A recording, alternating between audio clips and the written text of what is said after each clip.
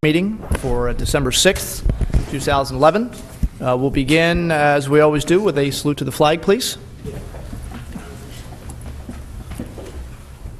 I pledge allegiance to the flag of the United States of America, and to the republic for which it stands, one nation, under God, indivisible, with liberty and justice for all. Thank you. We have a different lineup, I guess you could say, than usual. A couple of our supervisors are not here this evening.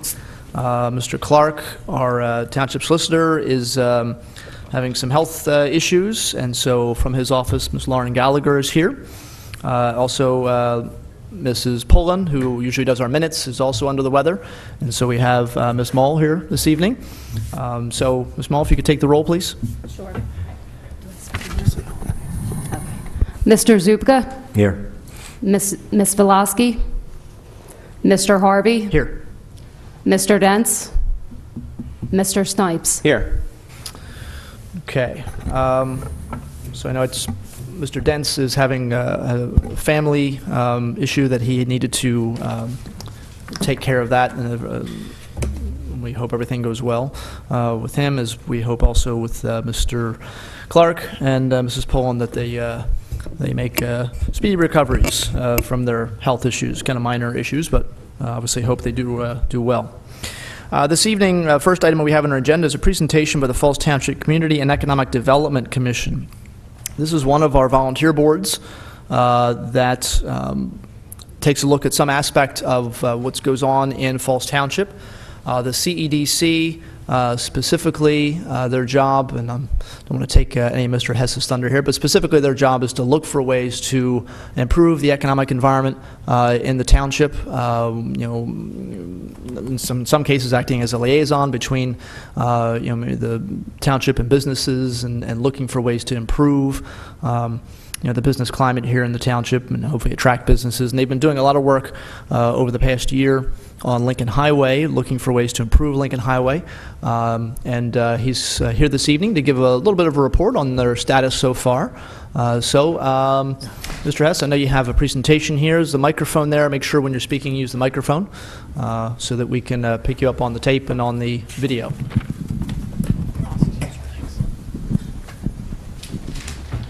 Thank you, Bob. My name is Jim Hess, and I am the chair of the Community and Economic Development Commission. And our presentation tonight, as Bob said, is going to focus on our work this year and looking at the Lincoln Highway corridor. But before I get into that aspect of the presentation, I'd just like to take a minute or two to go over the CEDC and our function, generally speaking. The CEDC was created by the supervisors in 2002, and this slide here is lifted pretty much word for word from the Township Code. We are strictly an advisory body, and once again, as Bob said, our main role or function is to seek ways to promote economic development within the township. The original code established a board or a commission membership of 7. I believe it was just last year or 2 years ago, relatively recently, that largely because of difficulty that our commission and other commissions are experiencing in maintaining a full slate of members, that the supervisors changed the code to establish a 5-member commission. Unfortunately, nonetheless, we're still having problems and filling our slate, and we currently only have 3 members, myself, Mark Constable, and Andrew Goulet, who is the representative from the Planning Commission. So we do have 2 current vacancies, and I would ask anyone and everyone in attendance and listening tonight who may have some interest to contact the supervisors or the manager with your interest. We could certainly use the assistance and participation of 2 more people. Our meetings are every Thursday night, every 4th Thursday monthly, and we have them at 7:30 right here in this room in the township building. I've been on the commissions, I believe, since 2008. Through 2009, 2010, our work was largely focused on looking at the riverfront area in Pennsylvania Avenue, particularly with an eye toward potential development opportunities in that area. We did collect a lot of information and learned a lot about things that are going on in that area. We never really got to the point where where the work coalesced into any specific projects, and eventually, as many of you are probably familiar, the township undertook the work on Biles Island.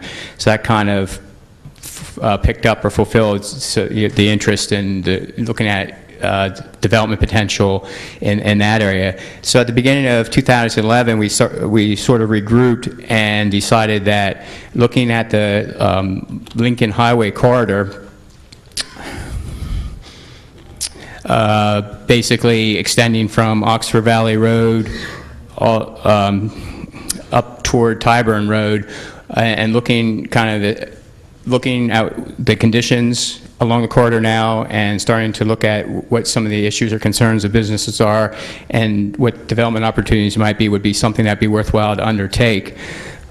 These next few slides are just to give some historical perspective.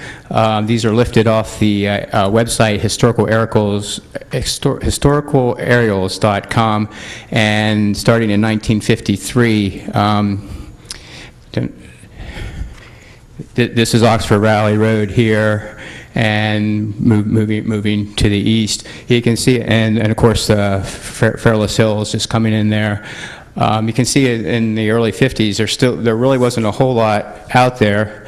And in 1971, interestingly enough, you could start to see a little bit more development. Strick up there in the upper right hand corner, you can start to things develop a little bit more, but it wasn't really into the 80s into the 90s, and this is 1995 where you can see the corridor really starting to get built out and take shape. And in terms of the way it looks today, and this is 2006, and which is pretty much as it looks today. So this is all just to give a little bit background perspective in terms of the corridor, and looking more so at this end of it, just extending up to around the Strick area and Grabers. One of the things in terms of some of the work and some of the things that we've heard is people are telling us, one of the observations is how different, how the world changes between Oxford Valley Road from on the west hand to the west and to the east. How it's just kind of a very different nature of development, the character of the corridor, and of course much of the development of land use in this section of it has been owing to the automotive dealerships, starting with Reedman further down, and then eventually with the Peruzzi's coming in, I believe in the 1980s. Mr. Hess, just real quick, sure. I don't know, looks like a little bit of the slides cut off on the right. I don't know if, sorry, if there's an alignment that can be done. I think it might be more with... Move back? No, I don't think it's back up. it's the slide. It's the slide. Yeah. It's not the projector. Not the projector. Yeah. All right, well, I guess we can... Sorry about that. That's all right. Here. No. We're losing 80. Maybe let me try something.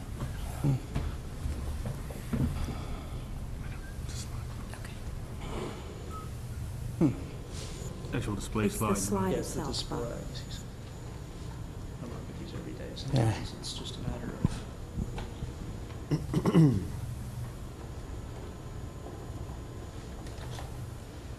Nope. That works occasionally.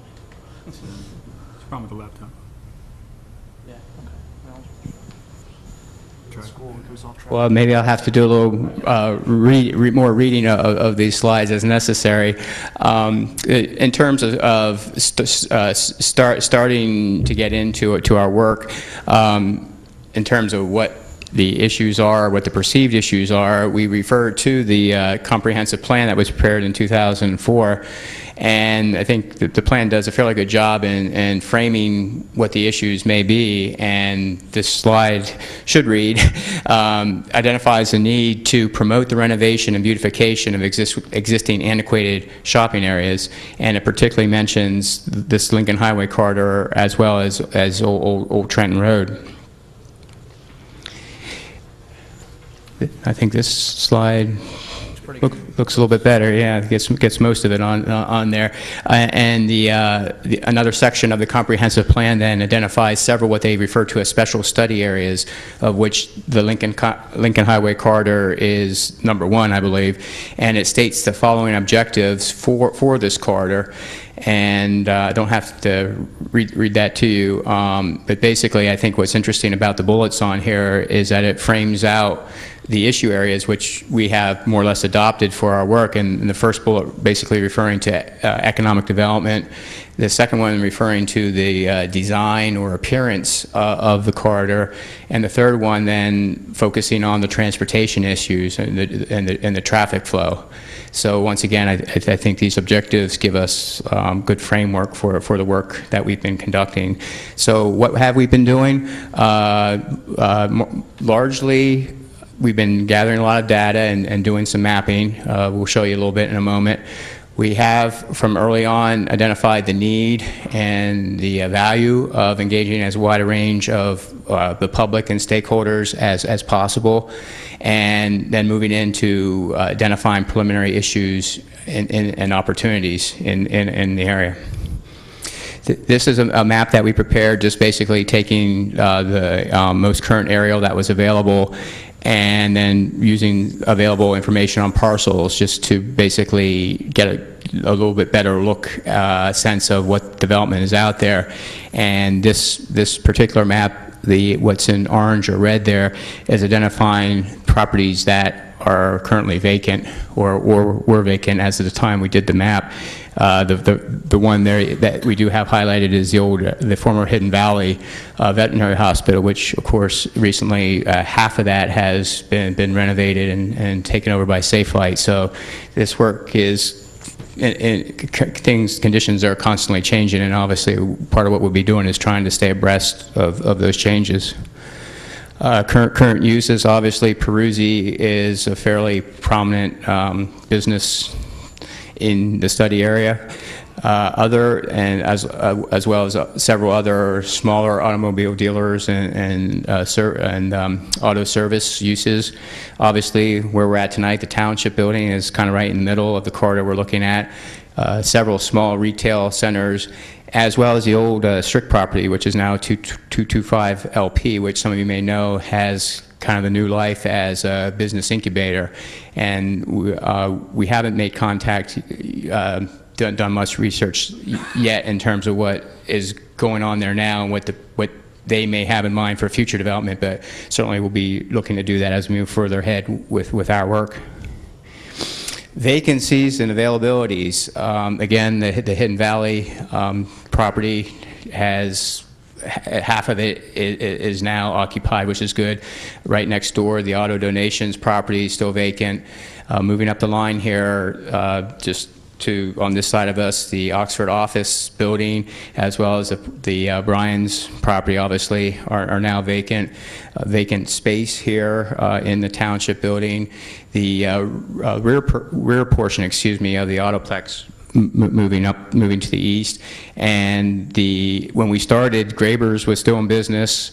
They went out of business, and we included them as a vacancy. Now it appears that they're going to have a new tenant or new owner moving in there. So this is just to give us a flavor of what the occupancy and vacancy situation is. I mentioned the stakeholder input, and we feel to this point that we've done a fairly decent job of getting a lot of people involved in the process. The first main thing that we did was back at our May monthly meeting with Pete's assistance. We sent out letters to the property owners and business owners in the corridor, and we had about 15 of them attend our May meeting and just kind of had a round table open forum discussion to get input onto what the people felt were issues that were affecting them, what some ideas were for improvements, etc. And then more recently, with the business license renewal mailing that went out, Pete and his staff were able to include a survey that we developed with that mailing. I believe the number was 146 businesses receiving the survey, of which we've received 15 responses so far. 10% not overwhelming, but still has given us some good information to look at, and I'll be showing you some of the results, or preliminary results, here in a minute. And I understand the businesses do have to the end of December to get their paperwork in, so hopefully maybe we'll get a few more responses trickling in, and we'll figure on when the deadline passes, preparing a final report and making that available. This is just the first page of the survey, and the way we organized it was with these 4 categories: circulation or transportation, design, land use development, and business climate. And the business climate, we added that in there in large part because at the the forum that we had in May, we had a couple people expressing some dissatisfaction, if you will, with their dealings with the township staff regarding getting necessary approvals and such. We included questions or kind of a rating. What we did is we worded the survey to phrase question to express issues, and I'll show you in a minute more closely what some of those questions were. But in terms of the response that we got to the interactions with the township staff, it really didn't bear out that there were, widespread issues. Looking at transportation, some of the preliminary issues that we defined were the speed of traffic, difficulty or unsafe turning movements, lack of bus service, and difficult environment for bicyclists and pedestrians. The green, what's coded in green there are positive responses, that people either agreed or strongly agreed that there were issues in those areas. So you can see in the middle there you have the maybe, and then the dark red is disagree. So largely people did agree that there are transportation safety issues in the corridor. And similarly in the design aspect, that some of the categories that or issues that we identified were landscaping or lack thereof, the presence of utility poles and overhead wires, sign clutter, and once again, the majority of the responses seem to reflect that people did feel that these were issues in the corridor. The land use alternatives was an interesting one, because what we tried to do here was to identify and say that largely what's out there now is automotive-based and small retail uses, and we identified a few other categories of potential land uses that might be desirable. Regional destinations such as IKEA, or something a big box retail, or a chain restaurant, are some of the things that we had in mind there. On the other end, the thinking was maybe we should go to smaller, what we might call neighborhood-based uses, such as small grocery shops, specialty grocery shops, bakeries, florists, etc. And the other category was what we generally refer to as a town center. That would be something a little bit different in terms of the form, and that would be maybe perhaps incorporating some residential development and some open space or some parkland, and try to move away kind of from just the general strip form of development. The way the question was, we worded the questions, unfortunately, the rating didn't really, I feel at this point, didn't give us a really good sense of priorities, because we got a lot of favorable responses to everything. So I think as we move ahead to some future work, we'll try to maybe take another stab at that and try to get a little bit better sense of what their preferences really might be. And here's the business climate question that I was referring to earlier. We asked people to rate how fair they think the regulations are, how successful they were in identifying the proper contacts at the township, and how well the staff was responsive to their needs. And by and large, we only had a few real negative responses there. So bottom line seemed to be that people are, to this point, are generally satisfied with their dealings with the township staff. But the one thing we did in each of those categories then was also to ask people how important they thought each of these areas was to future development prospects in the corridor.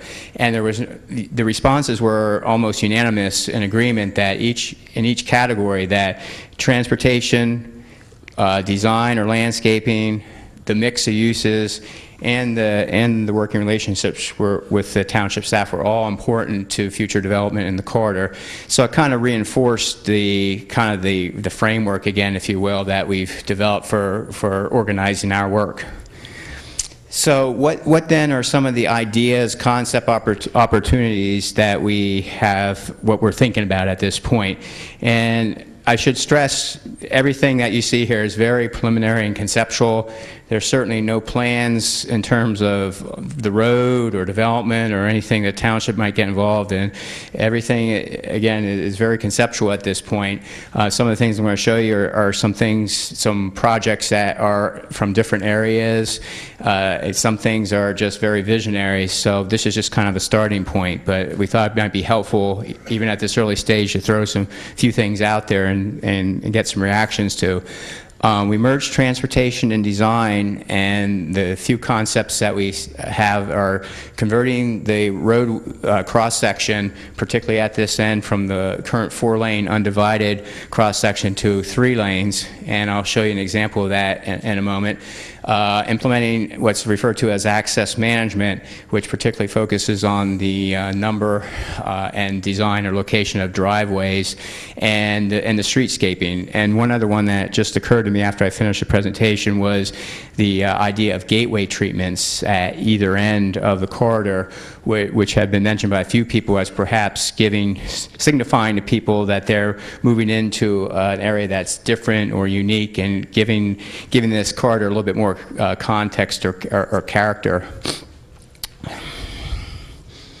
The 4-lane to 3-lane conversion is something that's been accomplished in various areas around the country. I'm familiar with a proposal to do that. I don't know if anyone goes to Halo Farm over in Jersey, Spruce Street, and on the Trenton-Lawrence border. That road is currently a 4-lane undivided highway, such as ours is out here. And there's been a proposal to make that into a 3-lane cross-section as well. This is an example of another location, I believe, in the state of New York, where you have the 4-lane undivided highway, and this is how it might look when it's converted into a 3-lane cross-section. You just have one travel lane in each direction, then you'd have a center turning lane for both directions.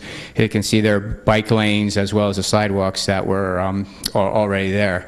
So this is, again, just a concept for how that might look. Access management, could probably do a whole presentation just on access management. Most generally, as I mentioned before, it really refers to how many driveways you have along an arterial, a main road such as Lincoln Highway. Because what happens when you have a lot of driveways, it affects the turns into and out of the driveway affect the flow of the through traffic and slow it down and lead to greater potential for crashes.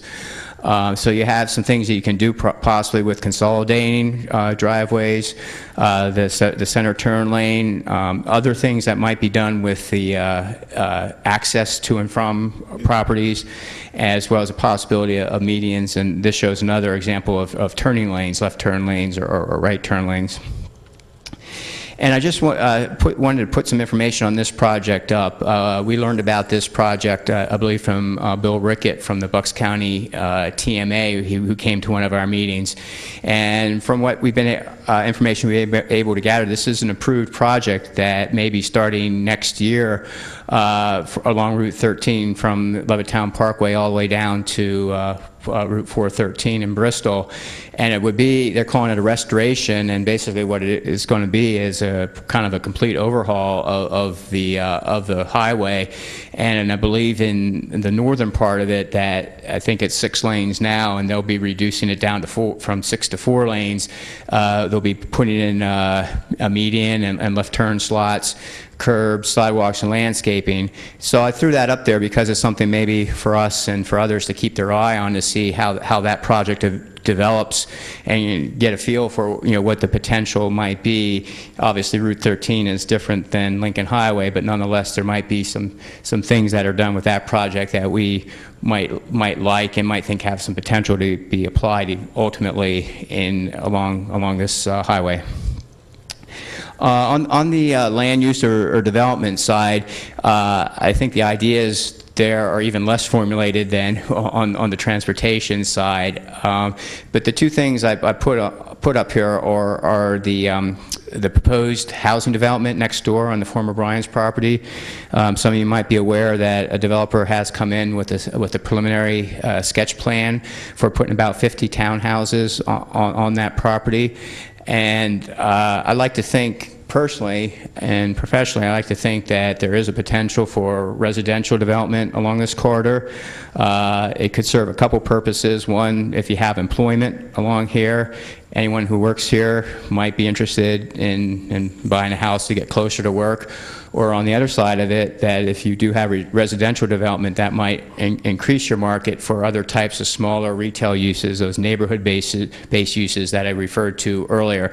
And it just, again, would start possibly to give this corridor a little bit different character than just being strip development, all commercial. And the second bullet there is the renovation or possible renovation of the Township building. Again, some of you might be familiar that the Township has retained an engineer to do a survey and an assessment of the building and to identify the need for possible improvements.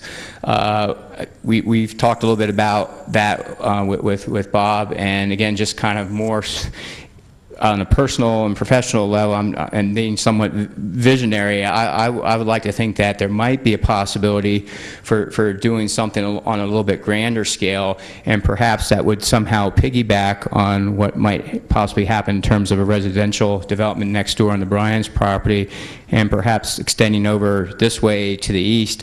As I mentioned, I believe the back portion of the Autoplex is for sale, at least it was at one point, and it just seems like there's some potential, again, with some creative thinking, to do something a little bit different for this area. If there could be residential development, perhaps as part of the Township building renovation, there could be a design that could include a small park or open space or playground or some other form of recreation. Obviously, there's not a whole lot of land there to do anything, on too large a scale, but it could serve, and given the location of this location here, kind of in the center of the corridor, if you will, it could, with some good design and landscape architecture type of thinking, there could be some possibilities there. So we don't have that expertise ourselves right at the moment, but maybe as we move forward, we might be able to engage some people that do and get some ideas for some possibilities there. And I just wanted to throw this pair of slides up because, again, this came from a project that I was involved in for my job. This is along Route 38 in Maple Shade, New Jersey, in Burlington County. This is an old Lazy Boy furniture store along that corridor, which is kind of more or less a commercial strip.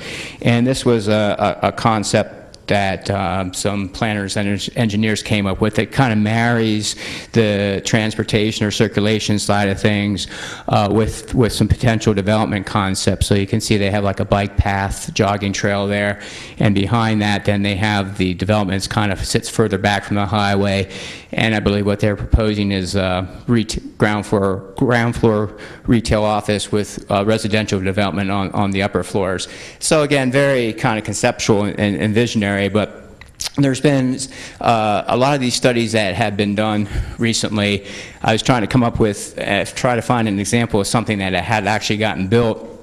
Unfortunately, I haven't, to this point, I haven't found anything nearby, but nonetheless, I just wanted to, again, put this out there as some of the potential that for future development in this corridor. So what do we feel are the next steps at this point? To a large part, I think it's going to be just basically continuing the work that we've been doing. kind of refining, enhancing the land use data that we do have, as well as the issues and opportunities that we've identified. Really maybe starting to look a little bit more closely at some of these improvement concepts and advancing some that really people really seem to have some interest in, and there seems to be some feasibility. Perhaps getting into developing some marketing material like a brochure or a map. One drawback of that is, again, things change so quickly in terms of vacancies and such. We would need to make sure that we kept the material current. And then implementation possibilities. And when I say implementation, largely I'm talking about funding. And this next slide then just identifies a few potential sources of funding for any projects that might start to kind of evolve from our work. Obviously the township itself, possibly the county. The state, particularly because Lincoln Highway is under state jurisdiction, we would, if there's any real serious consideration that we want to give to doing anything different with the road itself, then we'll need to get DOT involved at some point. And importantly, DVRPC, which is the Delaware Valley Regional Planning Commission, which is really a transportation agency, but they are fairly involved in doing and working on the land use side as well. And they have at least 3 different programs through which they provide grants, relatively small grants, but grants to towns and other agencies to do studies kind of similar to what we're talking about here, or what may kind of a next step and building upon the work that we've started here. And the TCDI one I thought is pretty interesting. They just recently announced their awards for the coming fiscal year, and it's about 50, I think the numbers there, it's roughly about $50,000 average. They range anywhere from 20,000 to around 100,000. But I thought this Westchester Pike one was interesting, and I highlighted it because it really seems to be one that's very, very similar to what we're talking about here. It would be a study that would look at the traffic, would look at design, and look at economic development opportunities. So this is something that, in terms, again, of moving this process forward, that perhaps within the next year, if we continue on the path that we're on, that eventually we might possibly get to the point where the township might be interested in preparing an application to submit into this program or a similar program to get funding, where you could get a consultant on board and really pursue some of these ideas in more detail. So that really concludes my presentation. I appreciate the opportunity to be here and everyone's attention and interest, and I just put these bullets up here just as kind of prompts for discussion. I think basically what we'd be looking for is just to kind of validate or not the road that we're on in terms of the information that we've been gathering and the issues and opportunities that we've been identifying, and just to give us any sense that you can in terms of that where we're steering this thing is generally a place that we like to go with this. So once again, thanks, and open to any questions. All right, I want to thank Mr. Hess for all the work you put into this, you and the rest of the Community and Economic Development Commission. Again, remember, this is some important things to keep in mind when what you've seen here tonight, the work that went into this presentation, Mr. Hess being here. This is one of our volunteer boards. And this is just, as you heard him allude to a couple times, Mr. Hess has some expertise in this issue of planning, and so he's obviously, he wanted to volunteer and help out in the community, and this was obviously the best board for him to be on, the Community and Economic Development Commission. But they have been working on looking at just some ideas, and that's essentially what we're doing tonight. This isn't something to be voted on, of course, as Mr. Hess has already said it several times. This is just them giving some concepts. Here's some thoughts. Here's some things that could happen.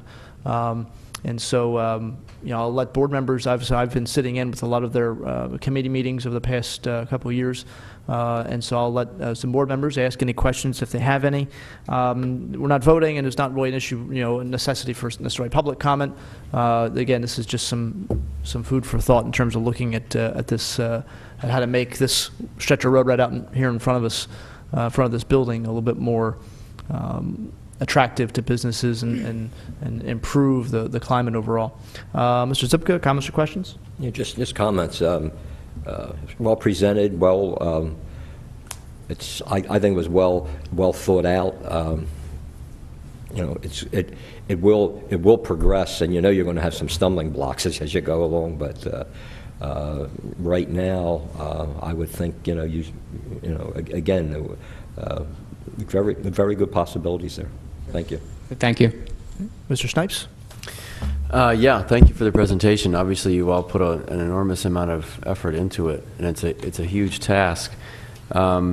One thing you mentioned, gateways. It was listed there, and then you mentioned it briefly. And could you just describe a little bit more about what you mean by gateway? Good question. What a gateway treatment is, it could involve a few different things. It could involve landscaping. It could involve treatments to the roadway itself, like if you had a center median, it could be it could involve a planted median with some signage, perhaps.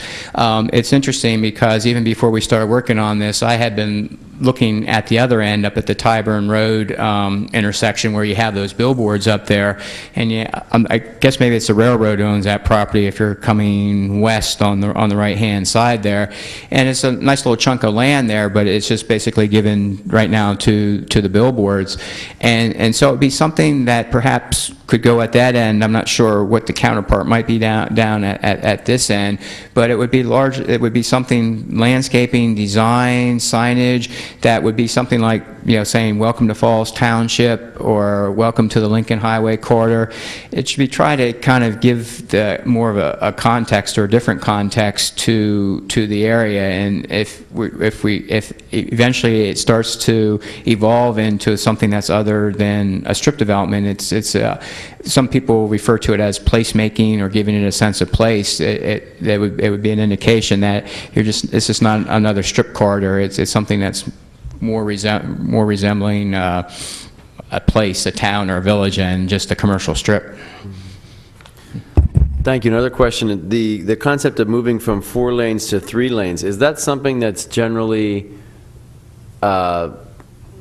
appreciated or advocated for, or is it basically something that people oppose because they feel it's going to slow down traffic? I can already hear people saying, I'm not trying to spend time on the Route 1 corridor, I'm trying to get from Tyburn Road to the mall and back without having to wait a lot. That's another good question, and as Mr. Zupka alluded to, I mean, any concept or there's going to be 2 sides to it, and that you raise a good point in terms of balancing between people who want to move through fairly quickly and people who are coming to this area as a destination. Just on the idea of the 4-lane cross-section, though, I believe accident or crash data has shown that the 4-lane undivided highway is the most dangerous highway in terms of crashes, and the most obvious manifestation of that is the fact that you might have a person clipping along in the passing lane in either direction, and you have someone in front of them who wants to make the left-hand turn.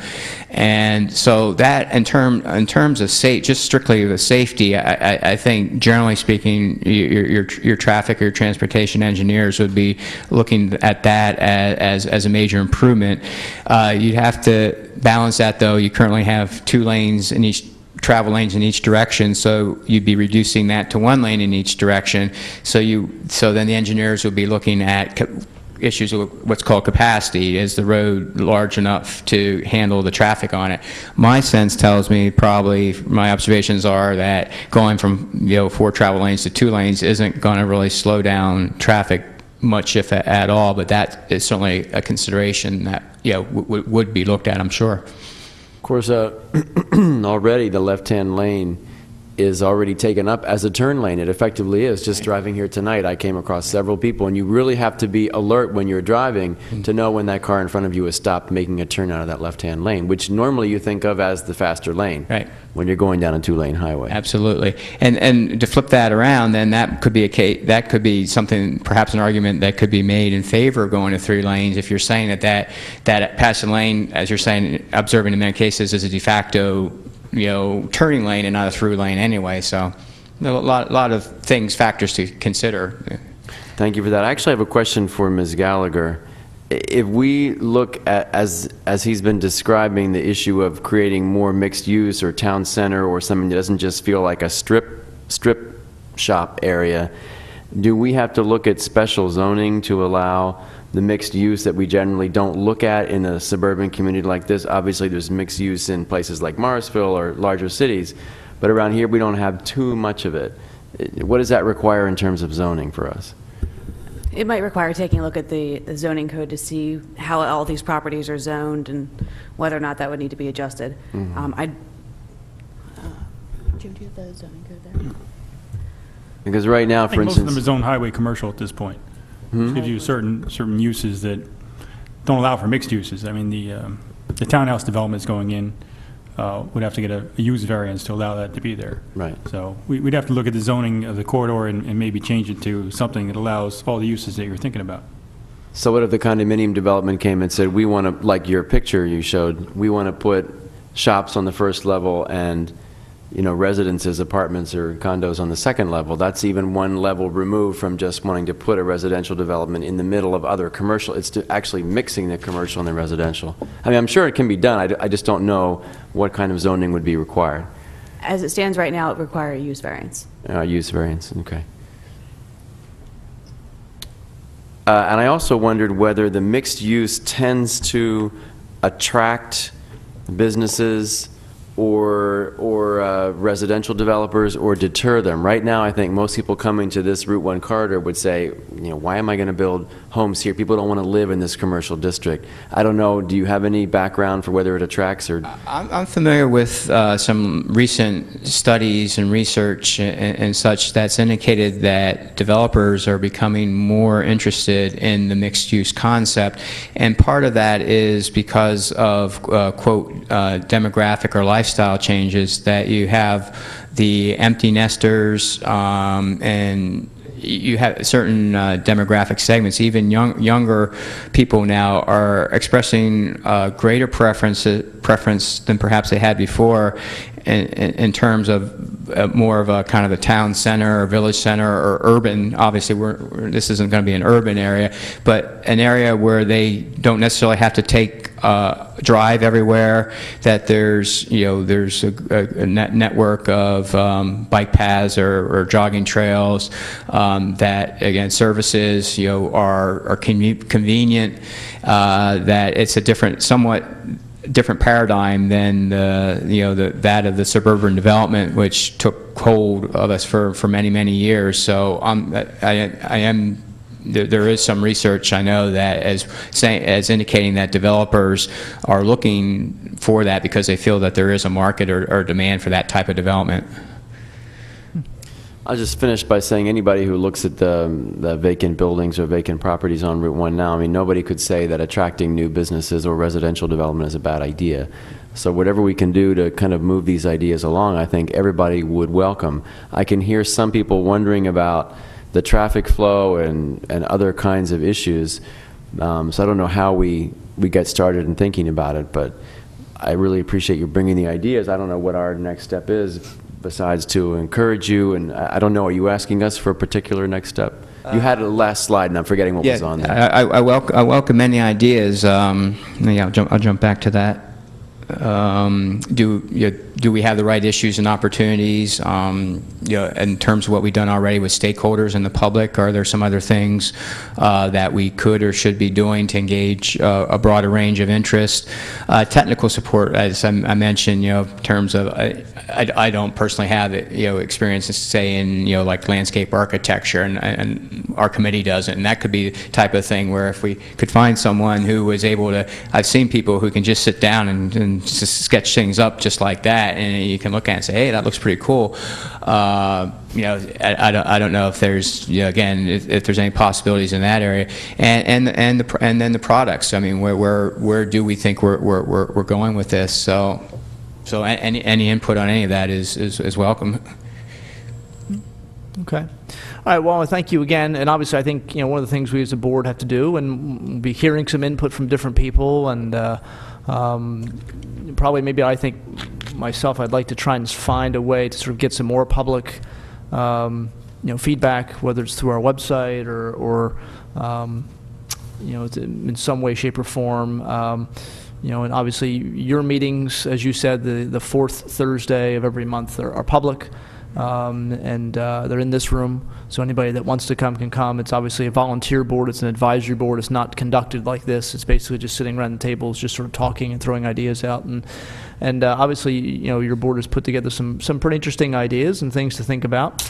I want to emphasize again to people, just because knowing how sometimes information can get, people can get misled. This isn't something that we are, are looking at right at this second, in terms of starting on a process right this minute on changing the highway from 4 to 3 and all that kind of thing. This is just some thoughts we've had, or thoughts that are raised actually by this commission that we can consider and look at over the course of the next several months. And again, I thank you very much for your time. And we do have, we have a public comment session later on, so if people are interested in making public comment. But we do have some other business that I want to try and get to on the development, and especially that I want to move on with, if that's okay with board members.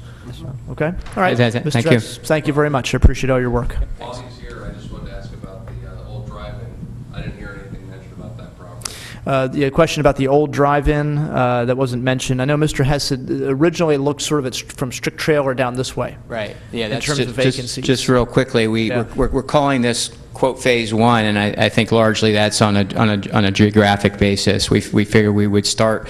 This would seem to be kind of in our mind seem to be kind of a logical or manageable area for us to be looking at. So depending on how things evolve, as we continue to work, it could be maybe we want to roll up the line a little bit, or maybe we just want to continue to focus on this area for a while, and then just kind of make it an actual more of a separate phase 2 to go further east. Yeah. If everything I've heard about the old drive-in is, I know some people, for example, Aria Hospital looked at that site several years ago before they decided on Lower Makefield. What I was told at that time by the people from Aria was that there was no interest in selling that property. And I know I think Mr. Bennett has echoed that he's heard of people interested in it, and the person who owns it, who is not local, I don't believe, has no interest in selling. So I don't necessarily know what the plan is for that property. I think I remember hearing somebody from Texas or somebody owned something. It was something, it wasn't like we could go knock on their door or something, huh? It's Texas. Yeah, somebody from Texas owns it. We don't know why. Maybe they're hoping there's oil there or something. I don't know. But certainly, and I think one of the thoughts that came up was that you already have people very close to this intersection, where Oxford Valley Road. They're already right there. They're at the mall. They're at that shopping center that has what's in there. I know some of the was Circuit City, but what is H.H. Craig now? That shopping center. They're already right there. If we can just start to get them a little bit on this side of Oxford Valley Road, and then kind of lead them further down the path, I think was the thought they had, which I thought was a pretty good one. So, but that's always a question I always come up with, or have somebody ask me about, what about that drive-in? What's going to happen with that? So, your guess is as good as mine. So, all right. But thank you very much. I appreciate it. Thank you again. Okay, we're going to move on with our agenda. Item number 1 is a waiver of land development for South End Auto Parts, which is located 791 Westbridge Street. Mr. Gray? Yes.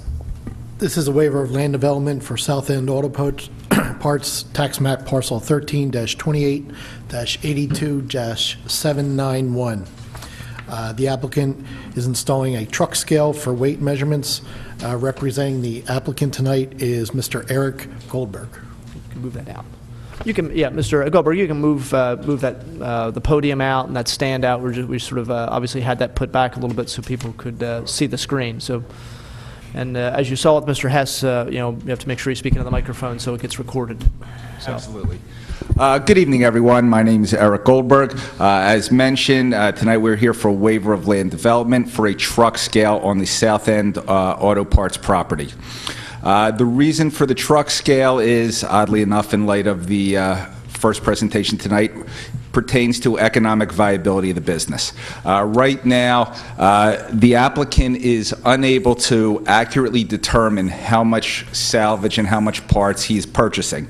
There is no truck scale, so there's no way to definitively determine what is being purchased. This is frequently leading to a situation where the applicant is overpaying. For example, someone would come onto the property and state, we have a ton of salvage.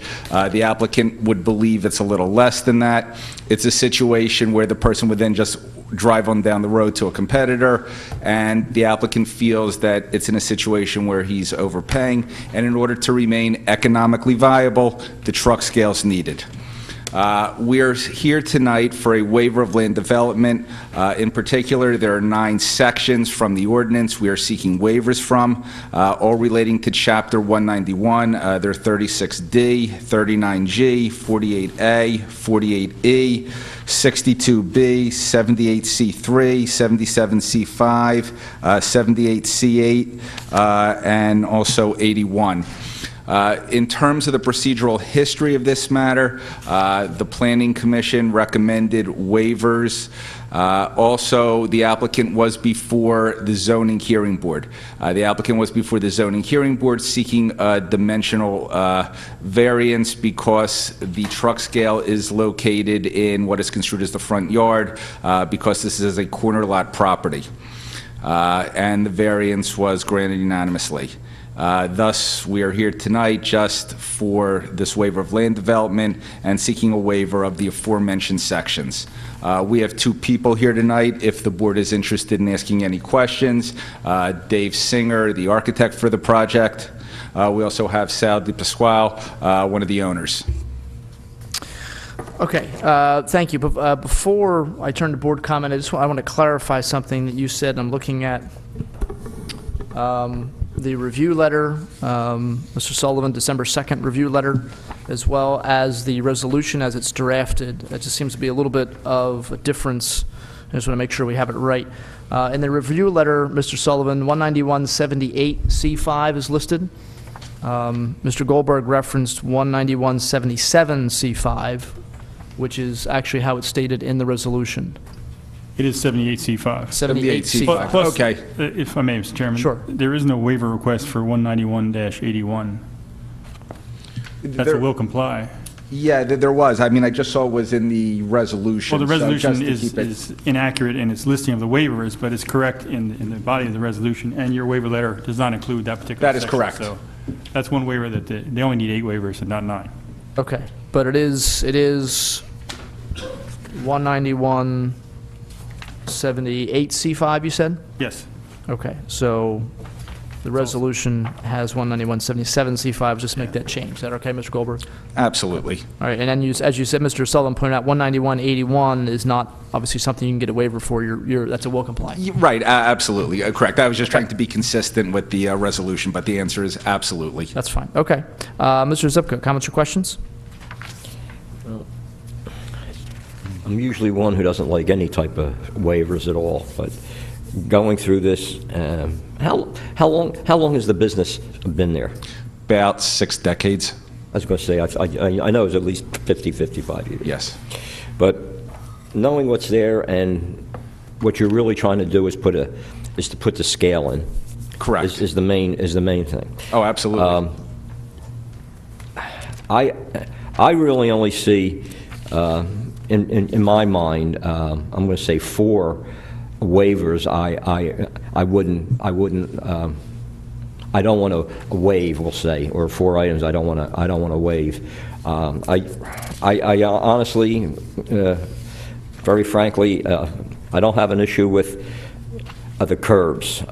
Putting sidewalks there, I think, is a waste of time. The trees, I know in some places, I'm going to call it, you have a buffer there with some of the trees and shrubs along there. Maybe that should be extended, but to require, planting the street, all the trees is, I can't see that being there. Again, the curbs, but to have 19178C3, I think all the monuments have to be found, have to be put in, so we have an accurate of being able to survey all the corners and have that there for ongoing.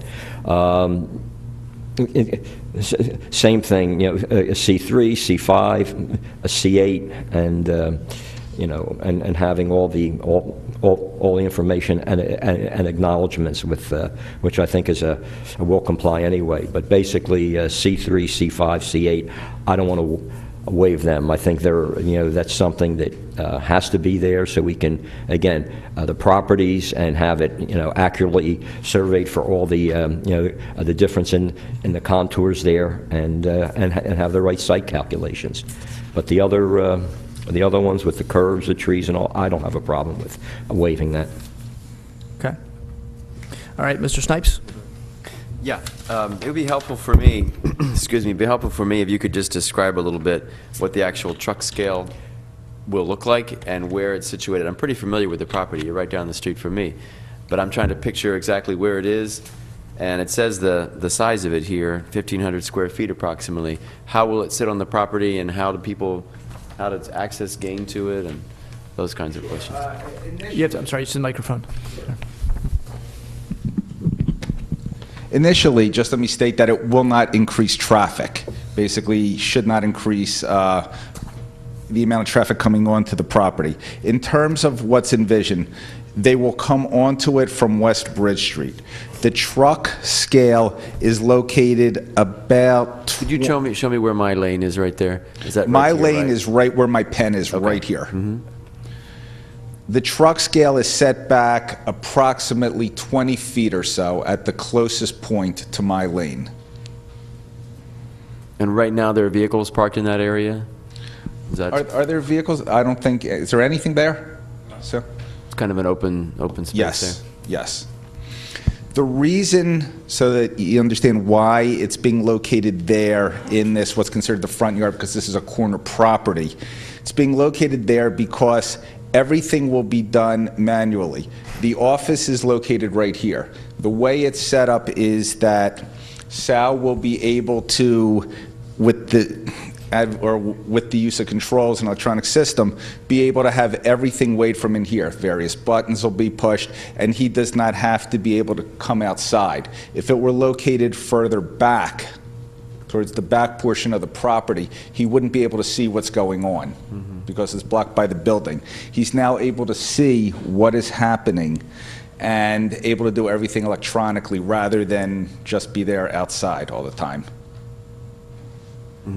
Okay, thank you. I think that just helps me to get oriented to how it's going to function and what it's going to look like.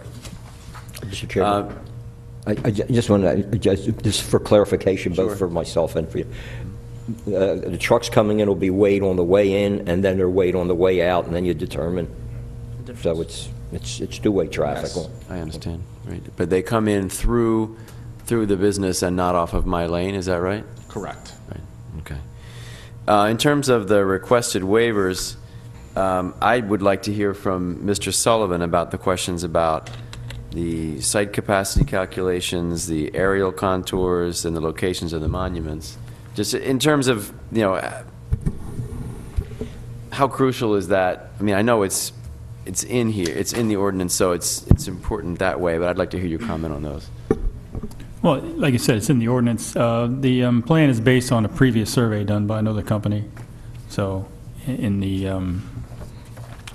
I guess, economics makes it easier if they don't have to do that. I know there's a cost attached to all those things. Yes. I don't know if you've considered whether it's that complicated to put monuments in. I don't know how much the cost is attached Well, to that. they would have to survey the property, because the monuments may be there, but without doing a field survey, you don't know if they're actually there or not. Right. Whichever ones weren't there, they would have to put in. They haven't established a benchmark anywhere nearby, which is what the elevations being exact datum elevations is required. So that would require the survey to be tied to a benchmark. And then site capacity calculations are not really required in this case. You think would not be required? No, they're not required, Because, why? because they're just putting a truck scale on an existing property. Okay. And to, I guess, follow up on that in terms of the issues, I mean, certainly in this instance, as we talked about earlier, we're talking about a business that's looking for the truck scale to remain economically viable. So one, there certainly is a significant cost factor in what is involved. The other item is also one of timing. Obviously, the weather is potentially going to turn soon. We've had a very, very, very mild Thanksgiving, so far start of the Christmas season. And the applicant is hoping to get in the ground as soon as humanly possible. And you don't know right now where the exact locations of the boundary lines of the property, where the monuments are? I mean, I know over time it's easy to forget, they get overgrown, but you don't know where they are exactly. Okay. The situation of the trees, I understand you're not going to probably plant street trees in there. The frontage is tight, people pull right in there. We have asked some folks to donate trees to the township for planting elsewhere. I don't know what the board's feeling on that one is going to be. And I don't know if you have a calculation of how many trees should have for the frontage there been planted. So, I'll wait to hear from other board members about that. I think those are the only questions I have. Okay. I think, a lot of my questions were answered already. The other engineering letters, the traffic planning and design, I don't believe are traffic engineers. I know the fire marshal was okay. Mr. Goldberg, have you seen the letter from traffic planning and design dated October 18th? Yes. Okay, so that's talking about a trucking template just to show how vehicles will come in and that's Yes. It's okay. been done, yes. All right, and talking just briefly with Mr. Zupka, I'm in agreement with him that I think items numbered 6 and 7 in the resolution, one would waive the requirement to locate the property monuments. The other would waive the requirement for the contours. I think that I agree with him. I think those are things that would like to see done. In terms of number 8. As Mr. Sullivan said, Section 19178C8 is not necessarily needed in this case, and so I'd be fine with a waiver of that. I think Mr. Zupka would as well. But as for everything else, obviously, I guess we're you want to be as competitive as you can be, and I guess maybe to correct Mr. Goldberg, I guess you're probably hoping for an increase in traffic if this goes through, because you're going to have more business. So and that would be fine, obviously, with us too, to have you be successful. Let's see. So my personal feeling is that to grant all the waivers except for numbers 6 and 7, and so that's my feeling again in conjunction with Mr. Zupka. Is there any public comment needed? I see no hands. I want to remind board members, even though we are a 5-member board, there are 3 of us here this evening, but for any of our votes, for anything to pass, it must pass with 3 votes. Nice. 2 to 1 does not, even there's only 3 of us here, it's not a majority of who's here, it's a majority of the actual board. And so a 2 to 1 vote is essentially a failed measure. It has to be 3 to 0, okay, in order for it to pass for this evening. I guess, what's Jonathan want? It sounded like the other board members were not feeling, we're not coming down on the side of the trees. So yeah. I'm all right going with them on that. And it sounds like, from hearing from our engineer, that 78C3 and 78C5, and from the other board members, is something that we would like to see done. I mean, I know you said you were under some time pressure here, so I don't know if we were to pass this tonight with the exception of those 2 waivers, if we were not to approve those 2 waivers, how would that affect? How would you react to that? How quickly it could be done? You can't over the seat.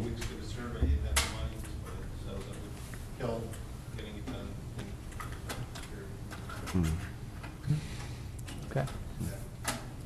Mm-hmm. Okay. All right. With that in mind. Well, so this would put you another 4 weeks behind? 4 months. Yeah, we couldn't start till spring. Because of the assumption that the weather is going to be turned bad. All right. I hate. Mr. Sullivan doesn't seem to agree with that opinion. Yeah, I hate to do that, but I want the monuments. Could it be stipulated? Mr. Sullivan, if we stipulate the monuments, are done later, but they can start their work. Is there any way that you see with the plans that if we don't have the monuments and they do it, it's an issue? I want the monuments in there, but I don't want to put them that far behind either. Well, you can certainly make that a condition that the monuments are placed before we give them a certificate of occupancy to use the truck scale. But I would say that your concrete work can be done in the wintertime. And that's pretty much the majority of the work that's, other than excavation, it's concrete work. And with that in mind, maybe something that might work for the board and everyone is a situation where hopefully if it gets approved, subject to items 6 and 7 not being waived, but those items being submitted at a later date, for example, hopefully while the survey work is getting done, some of the foundation work or whatever work needs to be done can get done concurrently. Yeah, I don't, like I said, I don't want to put you behind, but I really feel that those are important, as well as the contour, which, they can be done, simultaneously or whatever, but. Mr. Sullivan, your thoughts on that? Well, my thoughts are we could require them to do an as-built survey based on, the geodetic vertical datum and the monuments to be placed as soon as the survey is completed. Maybe you can get a temporary certificate of occupancy with those as stipulations if the weather's bad. If not, then you have to do it before you get the CO. Is that agreeable, Mr. Goldberg? That works if that works for the board.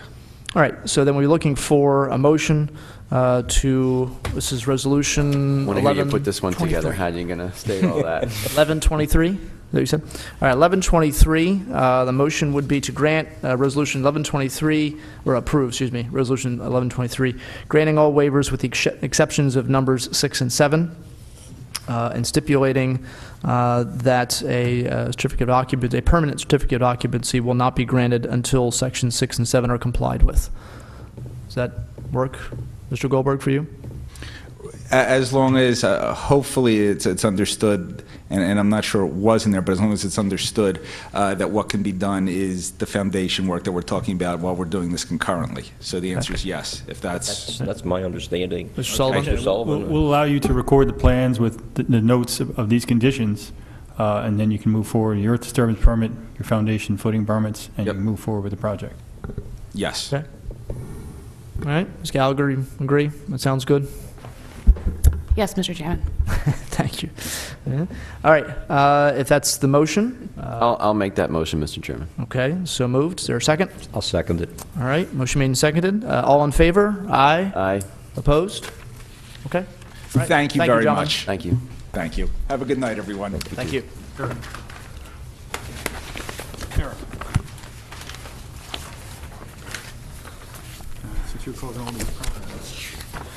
All right, next item on our agenda, item number 2, is consider enactment of Chapter 201, recovery of delinquent taxes and costs incurred on insured fire damage structures. Mr. Gray? Yes, the board is asked to consider an ordinance tonight to enact Chapter 210, recovery of delinquent taxes and costs incurred on insured fire damage structures. The board, at their meeting on September 20th, did approve authorization to advertise. The board is asked to consider this item tonight. In addition, Ms. Gallagher and I are here for any questions the board may have. Okay. Ms. Gallagher, if you wouldn't mind explaining, it's kind of a mouthful here, recovery of delinquent taxes and costs incurred on insured fire damage. What does that mean? Sure. When there's a fire damage structure in the township, what this will do is pursuant to Pennsylvania Code 40 PS Section 638, allows municipalities to require insurance companies to check with the township to see whether there's delinquent taxes, assessments, that sort of thing, against liens held against the property. If the amount of the recovery is in excess of $7,500, then the insurance company is required to check with the township. If the total amount of the recovery is less than 60% of the total liability limits against the property, the insurance company then has to pay off all those liens and tax assessments out of the insurance proceeds before it can distribute the money to the homeowner. If the total percentage is more than 60%, it requires that the insurance company basically submit payment to the township of $2,000 for each $15,000 of the total amount of the claim. The township then holds that money, and if there's any cost to the township for restoring the property, the township takes the money out of that money and then refunds the balance to the homeowner, as well as any liens or assessments or anything that's held against the property. Okay, so in other words, there's a house that's damaged, and say it's or a property, it doesn't have to be a house, it can be any property, property that's damaged, and the person who owns that property hasn't paid their taxes, or they haven't been mowing the lawn, and so our guys have to go out and do it, and it's been costing us money, or some other things have been costing us money for that property. The house burns down, the property burns down. Before the person who owns that property can get paid the amount of insurance, the insurance company has to check with us first to make sure that money that we are owed gets paid to us first. Precisely, and if the property owner were to leave the township with the money prior to actually fixing the property, the township would then have to bear the burden of fixing the property. This ensures that the township can recover those funds if it has to remedy the property after a fire. All right. All right, comments or questions from board members? Thank you for the explanation, Ms. Gallagher. Mr. Zipka? Should this include, let's say, other type of disasters, pipes, a hot water heater flooded and, really damaged the inside of the house, which had to be gutted and redone, and it just took a long time. That's the only thing I can think of at the top of my head, but, we're saying fire damaged homes. If anything else that might make the home inhabitable until the insurance company or the owner had it repaired. I was just watching something on the news about a sinkhole. I don't think we'll ever have a sinkhole, but suppose we have a sinkhole and people have to move out for an extended period of time, and who's going to, because all we're saying is fire damaged. The statute that allows us to enact this ordinance only refers to fire damage. Oh, okay. So you can't change the wording. Okay, never mind. Mr. Snipes? No, Mr. Chairman, no questions. Okay. Is there a comment or questions from the public? See no hands. Okay. Yeah, it certainly makes sense. And obviously there, unfortunately, are homes that catch fire and different neighborhoods all over the township. And in some cases, those houses sit for quite a while before anything is done with them. And there's always concerns. We hear sometimes concerns about, it becoming an attractive nuisance for kids to go into, or it's obviously an eyesore for the neighbors and everything else. And so, this helps to make sure that any money that we have expended, comes to us, or anything that we are owed from that property comes to us before it goes to the owner himself or herself. All right, then, if no public comment and board comment has been heard, this will be ordinance 11-10. Is there a motion to adopt ordinance 11-10? So moved. I'll second it. Motion made and seconded. All in favor? Aye. Opposed? Okay. All right, item 3 is consider appointing an auditor for the 2011 financial audit. The board members have in front of them a submission from Mrs. Rukoff, who's here this evening, that gives us a breakdown of the costs outlaid by 3 different companies who have done who do auditing work. Mr. Gray or Ms. Rukoff wants to take this one. The township received 3 quotes for auditing services for the year ended December 31st, 2011. They are Major and Mastro, $22,000, Mercadian, $28,000, and B. Bergvall and Company, $33,500. The firms have also provided optional on 2- and 3-year quotes as well. Last year, the township did have Major and Mastro. The township paid $22,000 for that service last year. The board is asked to consider a bid from one of the 3 firms for the audit of the 2011 financial statements. And obviously, there's also the option, if board members choose, to move ahead for, make this instead of a 1-year contract, a 2- or 3-year contract. Is something we can do? It can be done that way, but another way that it's been done, not here, but that I've seen it done in the past, you can award the bid to a company with the option to pick up years 2 and 3 at a later date. So you don't have to award them the 2nd and 3rd year right now, but leave it open as an option, then it can just be renewed and we don't have to go out to bid again. Now, typically, is there some kind of time frame we have to renew, or we have to let them know we're going to take that option within a certain period of time, or? Yes, it's normally 30 days or 60 days prior to the 1 year being up. Okay. Okay. So, excuse me, so if we choose that, they're saying that the 2nd and 3rd years would be at the price that's quoted here. That's if, correct. If we don't award it now, it's just an option. They will still give us that option. Yes, that's Okay. correct. Okay. And just for the record, I know Mr. Gray read off the proposals and the amounts of proposals for the three firms for this coming year.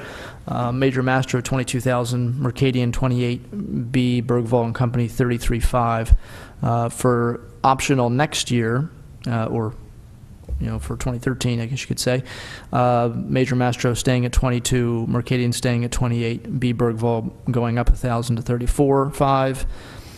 In the third year option, Major Mastro staying at $22,000, Mercadian up to $29,000 from $28,000, B. Bergvall going up $1,000 again to $35,500. So that's just so people at home know what the prices are coming in here. What's the pleasure of the board or thoughts, Mr. Zupka? Comments or questions?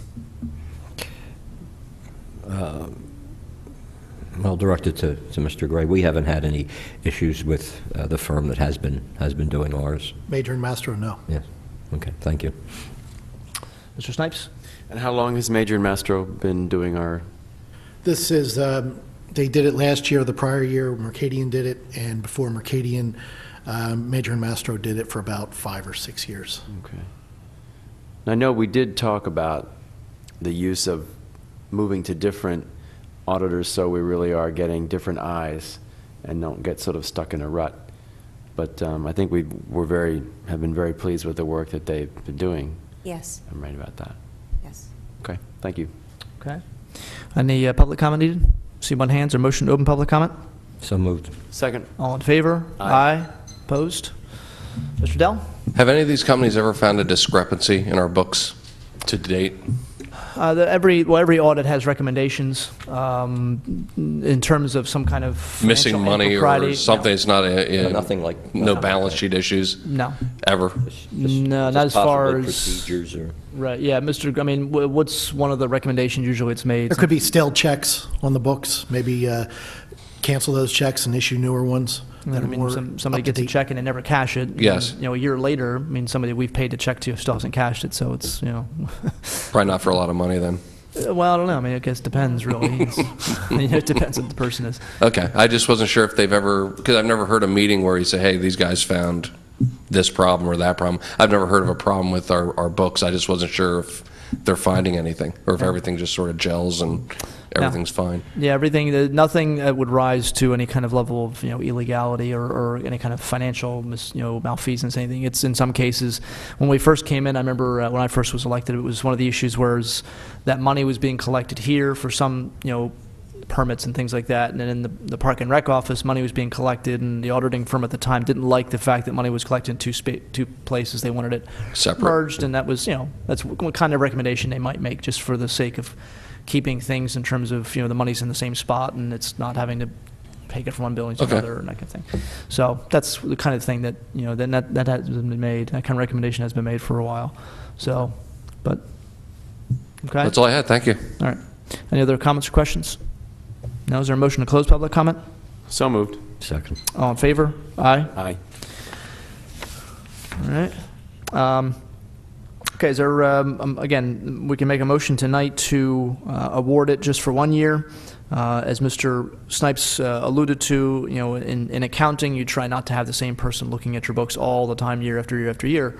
It raises the risk that they just get very comfortable with everything and they might not, again, these are all very good firms, not to say anything bad about them. They might get sort of complacent with what they're doing.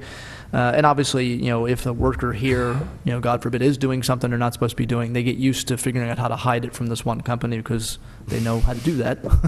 And another company might have a little different, opinion about stuff and might different eyes on it. So we don't have to approve more than 1 year tonight. We could do one, and as Ms. Rukov said, go back at some later date and look. We'll still have these quotes. But I'll entertain a motion from one of the board members. Mr. Chairman, I make a motion that we appoint Major and Mastro as auditors for 2011 at the cost of $22,000. Okay. Motion made. Is there a second? Second.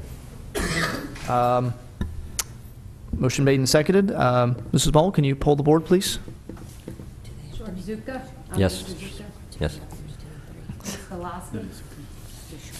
Mr. Harvey? Yes. Mr. Dents? Mr. Snipes? Yes. Okay. All right, and staying with the finance issues here, we're looking at item number 4, consider GASB 54 requirements for financial reporting. This sounds like fun. All right. Excitement, excitement. All right, Mr. Gray. The objective of this statement, GASB 54 requirements for financial reporting, the objective of this statement is to enhance the usefulness of fund balance information by providing clearer fund balance classifications that can be more consistently applied and by clarifying the existing governmental fund type definitions. Under the current standard, fund balance is reported as reserved and unreserved, designated and undesignated. Under the new classification, fund balance will be reported as non-spendable, restricted, committed, assigned, and unassigned. Municipalities prior to December 31st, 2011 must have in place a policy which will define the process to commit funds, identify who is responsible to assign funds, and a spending policy. Certain steps must also be completed to comply with the GASB 54 compliance for the fiscal year ended December 31st, 2011. GASB 54 will improve financial reporting by providing fund balance categories and classifications that will be more easily understood and more consistent. Users will have the information they need to understand the processes under which the use of resources are constrained and the strength of those constraints. A resolution has been prepared for the board's consideration tonight for the GASB 54 fund balance policy. Okay. That sounds easy. Yeah, right. Yeah, it's just, you know, that's second nature to Mr. Gray. Cake. Yeah, piece of cake. Yeah. We need sort of an English translation, I guess, now. But I guess, in essence, what it boils down to, first off, we should have asked you this, what is GASB? Governmental Accounting Standards Board. Okay. Periodically, they put out new requirements that we have to enact here at the township for our books. Several years ago, they made changes to post-retirement health benefits, the statistical section of our financial report. About 10 years ago, they did GASB 34, which made us define all of our fixed assets that we have here at the township. So every few years, they put out different pronouncements that we have to adhere to. And is this a federal agency, a state agency? What Federal. It's a federal agency. Okay. And so it's one of the things they're doing, and I guess maybe the long and the short of it, and Mrs. Rukoff can, can I guess verify this for me. I'll give Mr. Gray a break. Basically, the titles we have for the funds here at the township, the kinds of titles we have, are basically changing to make them a little bit more sort of user-friendly, maybe, or understandable. The fund titles are remaining the same. Okay. It's the balances remaining in each of those funds. Basically, what it's trying to do is show you what amount of that balance is usable for certain things. Is it restricted legally to one use? Is it committed by the board for a particular use? Basically, it shows how it is restricted and the strength of those restrictions, whether it be board level, legal level, just appropriated on my suggestion, what level of restriction has been placed on this money. So that is what it's trying to show. The fund balances used to just be called restricted and unrestricted. It was very unclear if the money could be used for an unexpected expense. Is there money available? Is there money that is unassigned to anything that we could use? Now you'll be able to see more clearly what portions of that money are already spoken for and what has been unassigned. Okay. All right. Okay. Thank you very much for that explanation. Comments or questions from board members? Mr. Zupka? This is something that we are required to do to comply with Yes, it state is. regulations. Yeah, annually I submit our financial statements, our comprehensive annual financial report for the Certificate of Achievement through the GFOA. If we do not come into compliance with GASB 54, my financial statements, if they're not in compliance, they won't be eligible. Okay. This is an award we've gotten for the past 13 years. 14, 13? Mm-hmm. Okay, thank you. Mr. Snipes? Mr. Chairman, I'm confused whether this is something we have to pass or we're just discussing it so we all know what we're doing. No, or- there's a resolution that we have to adopt, which will be 1124. 24. Yeah, so, which would basically Right, put us in line with See what that now. these what the GASB requirements are. Okay. Mrs. Rukoff, is this something that is basically being put in place to make sure that municipalities are protecting money well, or is it meant to be something of help to you, so you understand in your daily work? Why do you think this is being done? It's actually a help to the board members and to the residents for transparency. Okay. When the budget comes around again, you'll have your clear fund balance numbers so that you know what you're working with when you go forward to budget revenues and expenditures against a current fund balance, and you'll know what you'll be left with at the end. It provides information that you need to make good decisions and information for our citizens for transparency. Okay. I think that makes sense. That's all. All right. Okay. Public comment. See, one hand. Is there a motion to open public comment? So moved. Second. All in favor? Aye. Aye. Opposed? Yes, sir.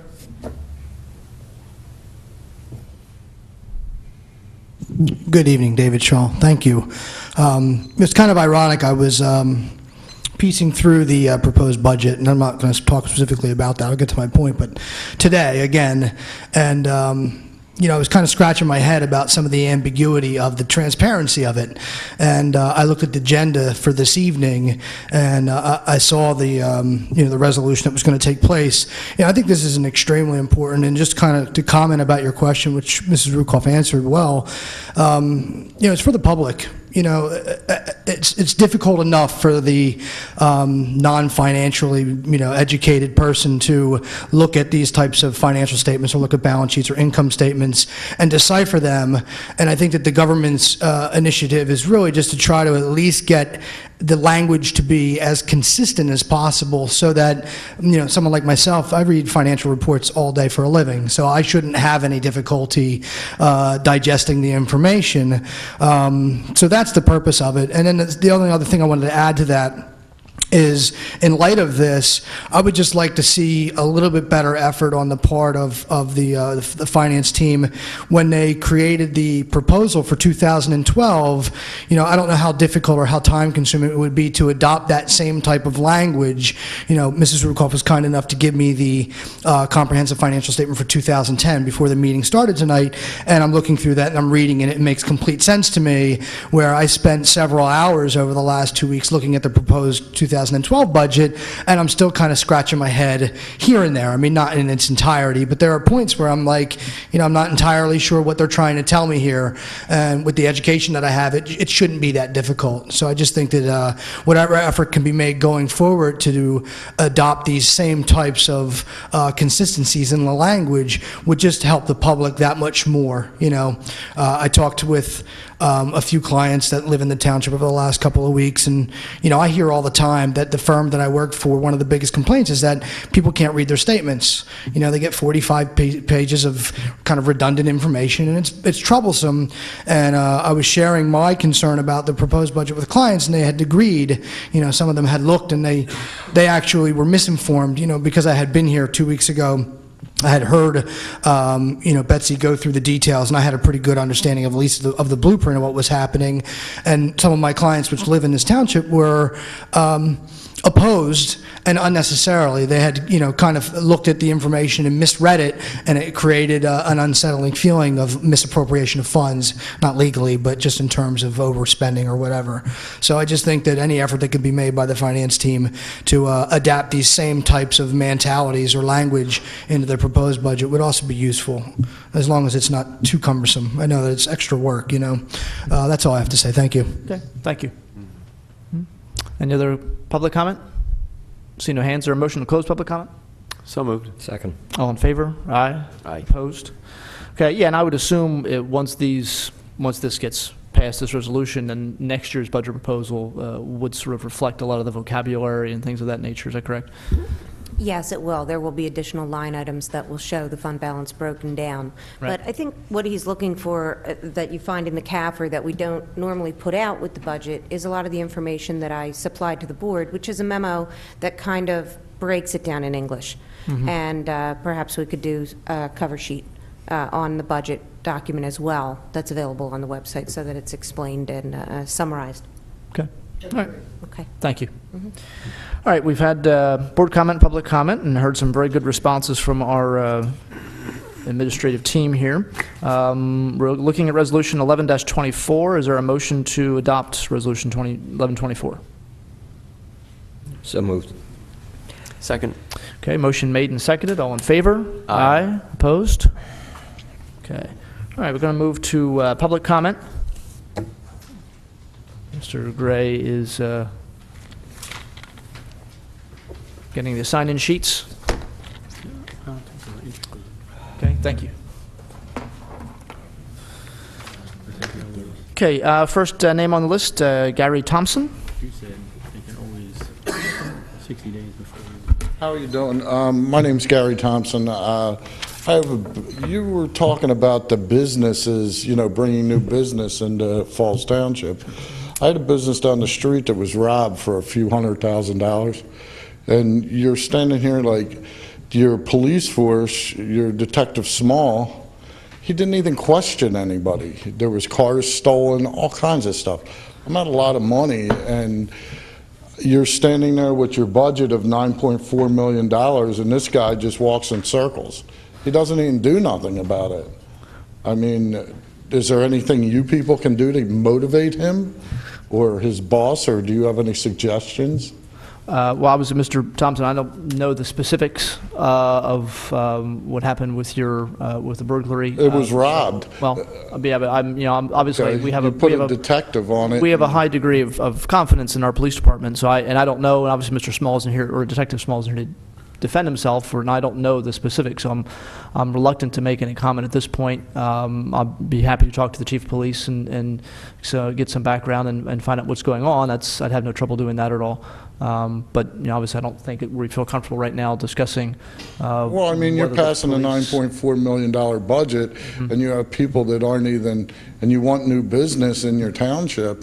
I'd love to see it too, but reality is, how can you do that when places are getting burglarized for that kind of money, and your police force is doing nothing about it? I'm sure they're not doing nothing about it. I'm sure there's something being done. I mean, obviously, if it's not being done... There's a big file with nothing done. If it's not being done to your satisfaction, I apologize. I mean, obviously, we can't, the police isn't, it's not like on TV that, we can solve the problem in 55 minutes. The police department, I'm sure, is working on it. Again, I don't know the specifics, but my experience with them has been that they're a very, very good police force, and I'm going to defend them, until I find out otherwise. If I do, then obviously I'll, apologize to you, but I'm going to withhold any other comment until I talk to the chief of police about it. I don't want an apology. I just want it solved. Okay. I'm not a lot of money. I'd like, you know what I mean? I mean, people are getting wheels stolen off of cars at 20, 30 sets at a night. I mean, it's crazy. Okay. Thank you. All right, thank you. Madeline Jones?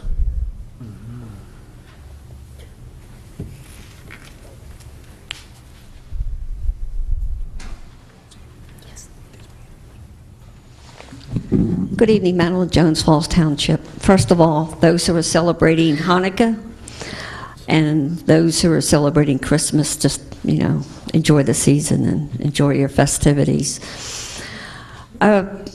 Just recently, if I remember correctly, a resident had brought up about leaf collection, okay, like we have in our surrounding municipalities. Bristol Borough, I believe, does it. Morrisville Borough. I'm not sure about Yardley at this point. Lower Makefield does it, and I'm sure other municipalities in the county.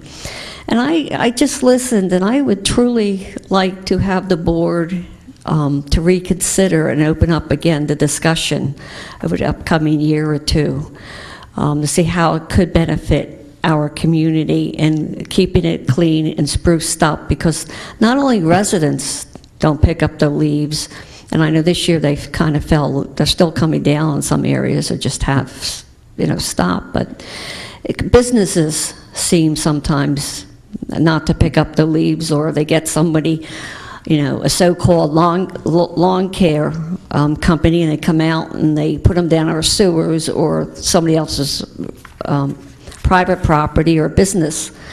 And it just opened up, perhaps it could create a job or two openings, and perhaps Joe Arneo, could look at that. And if we have the money in the budget, taxpayers, I've talked to people, we've discussed this, residents, and some residents feel like they like something to have happen now for them. And this perhaps could be something useful and an advantage. If it's in our budget, we have the money, and perhaps not this year, next year, we can put it in our budget and see how it could benefit the township. Okay, thank you as always for listening. Okay, thank you. Okay, those are the only two names I had on the list, Mr. Thompson and Ms. Jones. Anyone else that's interested in speaking? Mr. Dell? Andrew Dell, Falls Township. A couple meetings ago, we discussed the TOFA and the money they were supposed to pay us. Has anything come to fruition with that? Have we gotten any money for? $16 million. We got the $16 million? Yes. So everything's said and done with Yep. that. Now, are we signed on to the loan that they took out for that money? We're essentially guaranteeing, essentially the loan. It seems sort of an odd situation that, they're taking out a loan to sort of help pay us back, and we're guaranteeing the loan's coming to us. But understand that if they defaulted, we would be on the hook anyway. So it really, and it's relatively standard Yes. procedure in situations like this where you have a water authority and then you have a municipality. Okay, so the full, was it 16 million? I don't know if it was a loan for that much. I forget if it was. It was just shy of 17 million. Okay. Okay.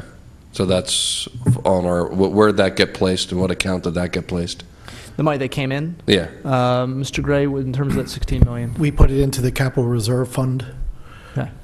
so it's currently earning interest, but And just explain, in terms of the capital reserve fund, what does that mean? And sort of what can it be used for? What can it be used for? funding, capital reserve fund is for money set aside for future years' projects within the township. Yeah, so things What like, would that be under the GASB 54 Act? well, we have to have a fund balance, but it's essentially, capital projects are things, so like the road program, for example. Okay. All right. Thank you very much. Okay. All right, any other interested speakers? Seeing no hands? Okay. All right, we don't have a need for an executive session. Manager comment, Mr. Gray? Yes, just a few items tonight. First item pertains to DP Auto Body and Mechanical Services. On October 26, 2011, at 10 a.m., a hearing was conducted in front of the township manager regarding an allegation that DP Auto had overcharged for a tow conducted on September 8, 2011. On September 8th, an invoice was submitted from DP Auto Body and Mechanical Services in the amount of $175. It was alleged that the invoice included an overcharge for the amount of the tow itself, an improperly charged administrative fee, and an improperly charged winching fee. The township has not paid the invoice. Based on the evidence presented, it was recommended that the township require DP to submit a revised invoice that reflects the total charge of $75, a reduction of $100, the total amount of the overcharge, and that a written warning be issued to DP stating that further violations of the township's towing ordinance or fee schedule could result in a revocation of its towing license. Okay. All right.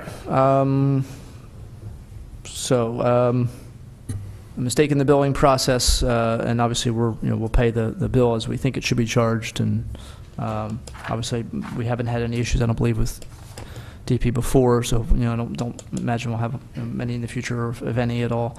Other comments or questions from board members? Mr. Zupka? None. Mr. Snipes? No. Okay, so the recommendation is essentially to ask DP Auto Body to submit a revised $75 charge instead of the $175 charge, and for a written warning about the policy and keeping in line with the fee schedule. Let's see, any public comment needed? See no hands. Okay, is there a motion then to the effect following the memo from Mr. Gray?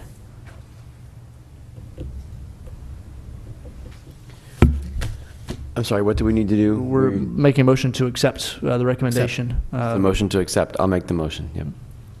Okay, motion made. Is there a second? I'll second it.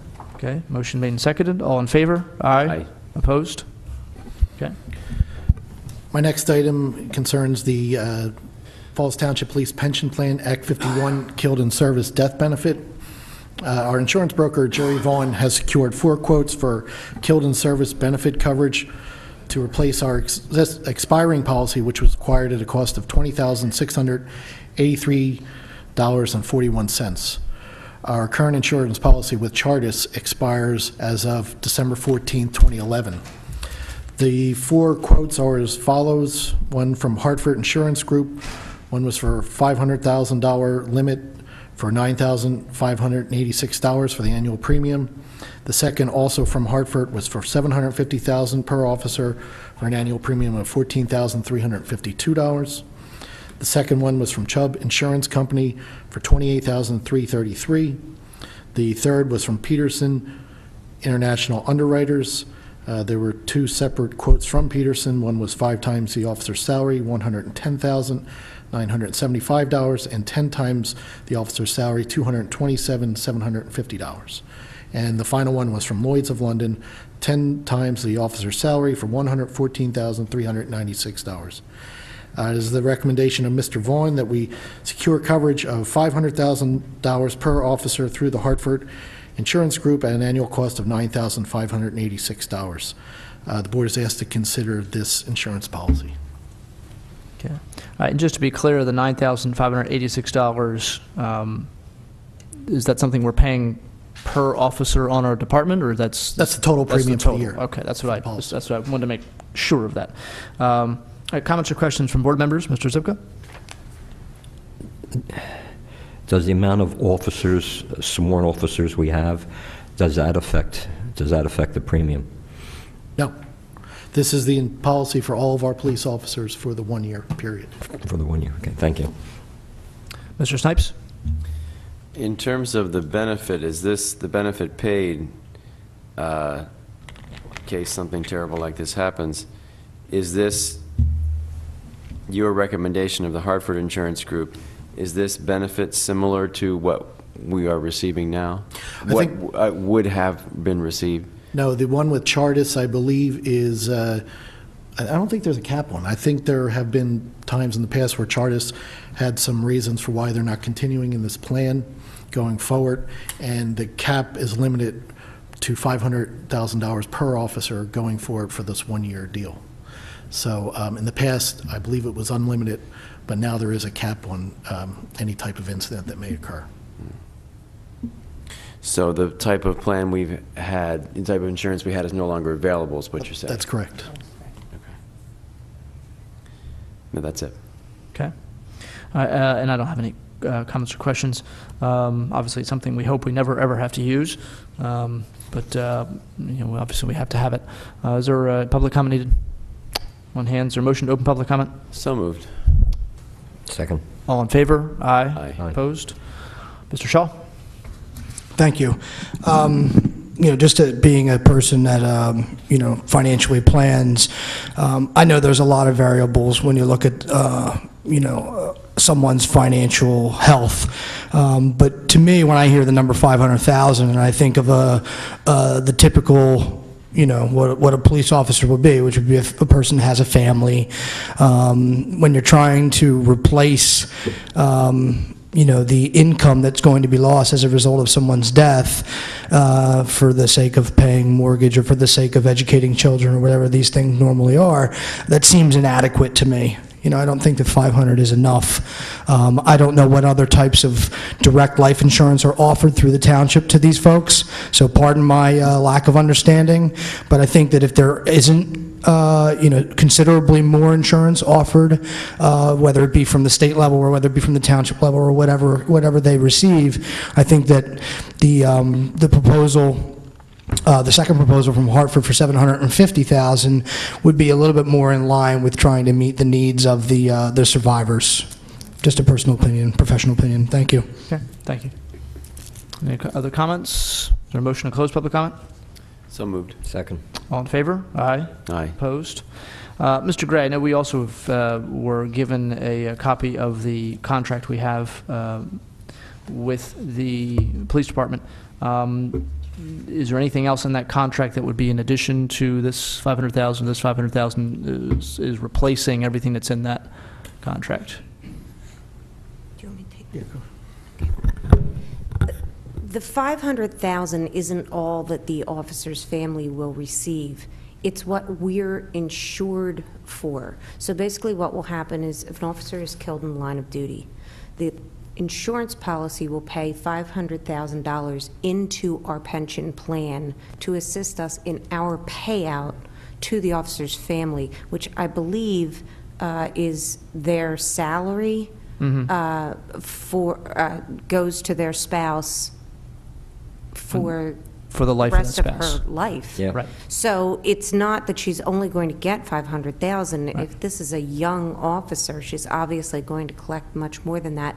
It's ensuring our pension plan. It's providing some funding for this benefit. Right.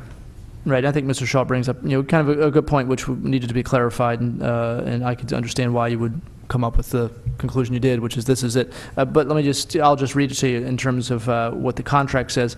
And again, hoping this never has to come into play. If an officer dies during the performance of his or her duty, the township shall provide a $6,000 fund representing funeral expenses.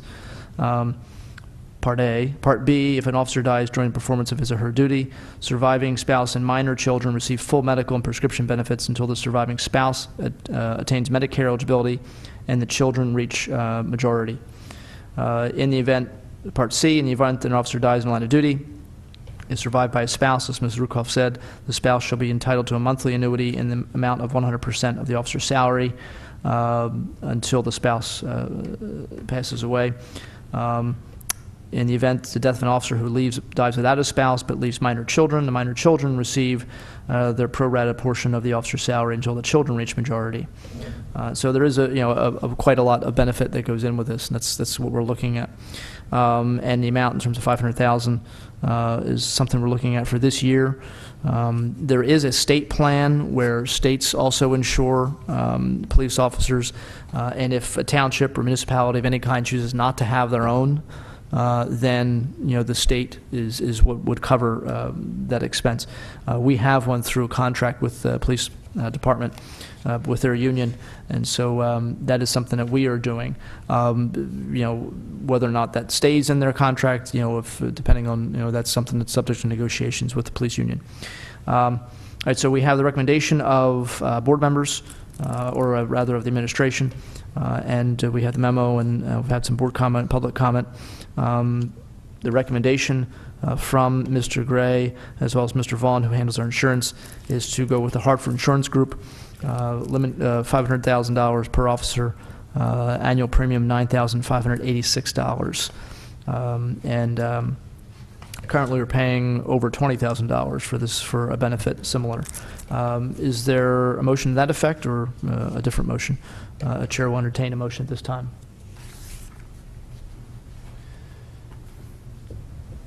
Mr. Chairman, I make the motion that what's the right language, that we award this to Hartford Insurance Group for the annual premium of $9,586. That's probably good enough. Okay. Is there a second? I'll second it. Okay, motion is made and seconded. Mrs. Mull, can you pull the board, please? Mr. Zupka? Yes. Ms. Bilowski? Mr. Harvey? Yes. Mr. Dents? Mr. Snipes? Yes. Okay, Mr. Gray? My next item is Township received a memo from Tom Hecker dated November 23rd regarding the land development application of Viking Associates. The application is set to expire on December 31st. He's requesting an extension on the project until March 31st, 2012. Board is asked to consider this extension. Okay, is there a motion to grant the extension for Viking Associates to March 31st, 2012? So moved. Second. All in favor? Aye. Aye. Opposed? I have another letter from Tom Hecker dated November 23rd regarding the land development application of CNG fueling station at 451 Tyburn Road. This application is set to expire on December 27th. There is a request for an extension on this project until March 27th, 2012. Board is asked to consider this extension. Okay, is there a motion to grant the extension for the CNG fueling station to March 27th, 2012? So moved. Second. All in favor? Aye. Opposed? Three Arches will be having their annual event on Saturday, December 10th at the Three Arches from 4:30 p.m. to 6:30 p.m. There will be games, crafts, face painting, a band, a DJ playing Christmas music, and a special visit by Santa Claus. Plus, there will be pizza, cookies, and various hot and cold beverages. This event is free and for families with children ages 2 to 12 years old. The annual Three Arches tree lighting ceremony will be held on Saturday, December 10th, immediately following the Christmas party at 6:30 p.m. This will be a short ceremony, and the officially turning on the switch will be at that time of the Christmas tree. The annual breakfast with Santa Claus will be held on Saturday, December 10th at the Three Arches at the Big White Tent from 10 a.m. to 12 noon. There will be games, crafts, face painting, a DJ, a puppet show, the Balloon Man, and a special guest, Santa Claus. There will be pancakes and hot and cold beverages. This event is free for families with children ages 2 to 12 years old. Any questions, please call the Park and Rec Department at extension at 215-949-9000, extension 220, 221, or 222. That's all I have. Okay, and that information will also be on the website and on the channel? Yes, it correct? will. Okay. All right. Okay, then we'll move on to board comment. Mr. Snipes? Yes, Mr. Chairman, just one thing, just also announcing along the lines of holiday celebrations happening in the township. A note from Historic Fallsington, Inc. Says, Christmas in Fallsington, please join us for annual tree lighting ceremony on Sunday, December 11th at 6 p.m. And we'll gather around the beautiful Christmas tree right in front of the Stagecoach Tavern, and there'll be group singing by anyone who arrives by candlelight, which is fun. And then there will also, as the clock strikes 6:30, a jolly old elf, Saint Nick, will arrive to visit with one and all in the beautifully decorated Burgess Lippincott house right on the square. And guests are invited to enjoy treats afterwards at the Fallsington Quaker Meeting House just down the hill, where yours truly will be out serving cookies. So please come, get your cookies and drinks. It should be a really fun evening. Every year it's a really fun evening, rain or shine. If it's, well, not shine, it's at night. But if it's raining, we'll go inside one of the churches this year, the Quaker Meeting House, and enjoy some singing and cookies. So please come for all ages. Thank you, that's Okay. all. All right, Mr. Zupka? Thank you. Mr. Harvey, you're going to remind about the Christmas lights? Yeah. Okay. I can do that. Yeah. Yeah, we're in the holiday season. Everybody's out and about. The weather's been really nice, and I'm just going to say a very somber note. Tomorrow is December 7th, and 70 years ago tomorrow, what happened at Pearl Harbor. That generation is slowly fading away. That were there, but we should all take a little bit of time just to remember what that generation has done for us. And you probably do. People out there probably do have relatives, uncles, possibly even aunts, parents that were there on that day. And again, our own servicemen and women that are serving now, keep them in your thoughts as the holiday season's coming up. And there are a lot of drives around which donate toys for the service people. And if you think about it, some of them they're away, and they are the breadwinners, and some of the families are. We'll say struggling a little bit, so anything we can do to make it a little happier holiday season for our service personnel, I urge you to do it. Other than that, thank you. Have a good evening. Okay, thank you. Just a few things this evening from me. First, Ms. Jones was here earlier talking about leaf collection, and comment on a couple things. This comes up every year, and it's always, of course, comes up at this time, that people are looking for ways to get rid of leaves more efficiently. A couple of the ideas that were raised. She referenced the last meeting. There was a gentleman who was here, talked about having an area in the township where people could take leaves, raking them from their front yard, putting them in bags or cans, transporting them to a site where they could just dump them. Marsva, I believe, does something like that, and the leaf pile is turned periodically, and it becomes, I guess, compost after a while. One of the things that Ms. Jones mentioned was the fact that people aren't raking their leaves, businesses don't rake their leaves, and so the idea of having a dump, an area where you could put leaves, and obviously we'd have to have an area like that to begin with. We'd also have to have it secured in such a way that we don't have anybody from any place. If it's supposed to be just for Falls Township residents, obviously we want to make sure it doesn't become a dumping ground for everybody who just wants to dump things, because obviously we're paying the people who would be there taking care of it. And I know that Mr. Arneo was not really in favor of that. It's something that he feels would sort of take his staff away from more critical duties. And still, if people aren't raking their leaves, the leaves aren't going to get to that spot. The issue comes down to raking the leaves, which isn't fun for anybody. But it is one of the requirements of of being a property owner. And certainly, when I bought my house, the one I'm in now, I mean, I noticed the fact that it had a large number of trees, and I spend a good amount of time raking leaves. This year, I put out something in the area of 60 to 70 bags of leaves. It's getting a little bit easier now because my kids are old enough to handle a rake and handle it well without turning it into some kind of rake fight between the two of them. And so it's getting done a little bit faster, but I'm still eyeing up which trees I'm going to take down to make it even easier for me in the future. We do have 3 times during the year when there is leaf collection free to the township.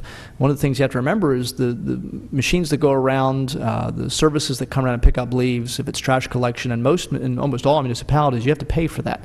That's something in addition to your tax dollars. Here it is free.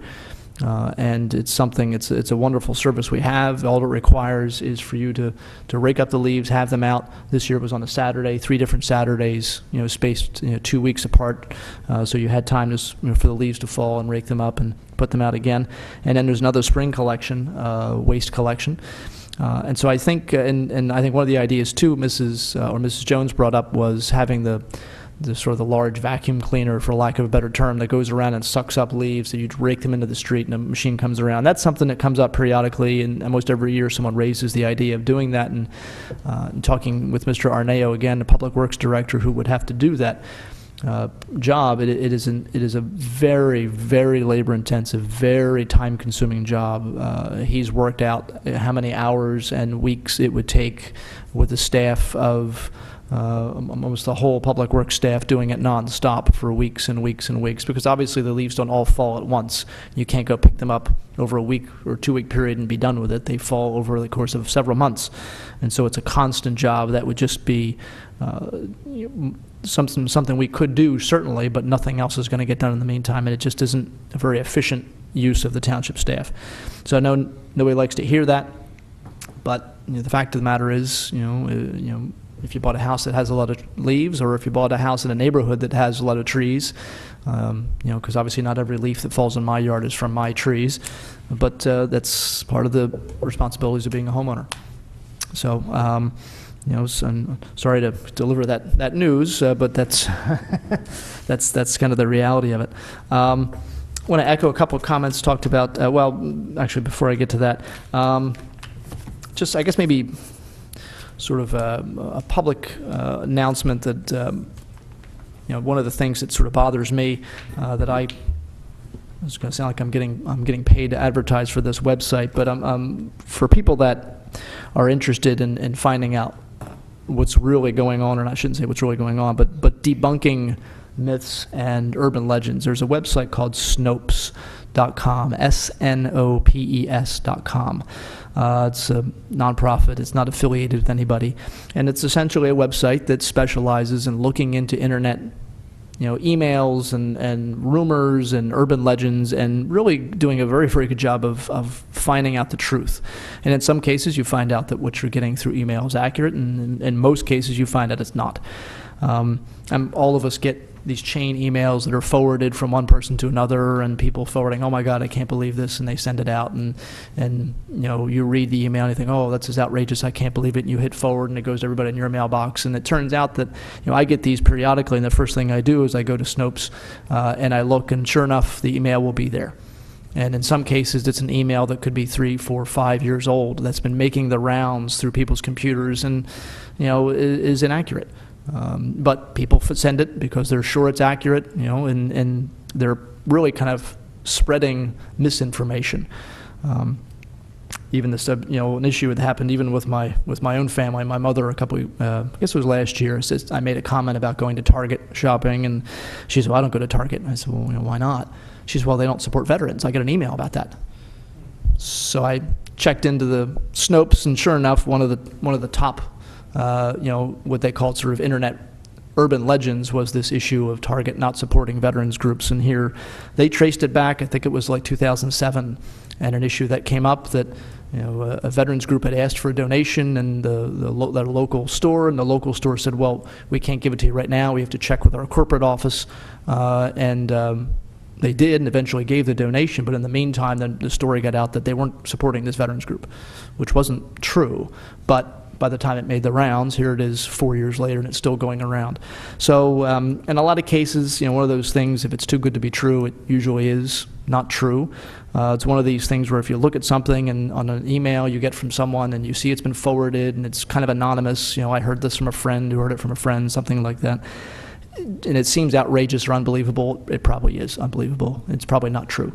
And this is a website, like I said, it's not political in any sense. It's not one side or the other. It shoots straight down the middle. It just tells you here's what the facts are. And so before you hit forward, just kind of think about that, because in most cases these emails are really serving to divide people. It's pitting one group against others. One I just got recently was kind of focused on that, and from a gentleman who sends me some kind of supportive emails, and I appreciate all the words of support. But he sent me this email he had gotten, and it was really kind of attacking a certain group of people, just using this story that's supposed to have happened on an airplane, it's recently, and here it was completely untrue. And he believed it, of course, which is why he forwarded it to people. And it's helping to divide this nation at a time when we shouldn't be divided. We don't get through things of difficulty being divided. The only way we get through is to be united, and hopefully we start to realize that, because right now the division is hurting us more than it's helping us. And things like that, those kinds of emails don't help. And so maybe over the next couple of weeks, people will bookmark that site, make it one of your favorites. Next time you get an email you think is a little bit kind of outrageous, or, oh my God, I can't believe that, check that website, and you'll probably find out that it's not true. And then you can, hopefully we can kill a lot of this nonsense. Want to echo some of the comments or some of the announcements about some of these holiday festivities. Christmas lights being lit at 3 Arches this Saturday on the 10th. The party starts at, I guess, 4:30. The Christmas tree is going to be lit at 6:30. Historic Fallsington, as Mr. Snipes said, is the next day at 6, and it really is a very, very nice event. I usually go up there with my family, my kids, and just sing some Christmas carols, and you walk to either one of the nearby churches. This year, the Quaker Meeting House is the site, and anybody's welcome who can come in and just sit down and very relaxing, very kind of. It's a very, very nice night. I'm not sure what the weather's supposed to be like this Sunday, but hopefully, if it's anything like the past couple of days, it'd be nice. We also have our house decorating contest for those people that decorate their house for Christmas or for Hanukkah.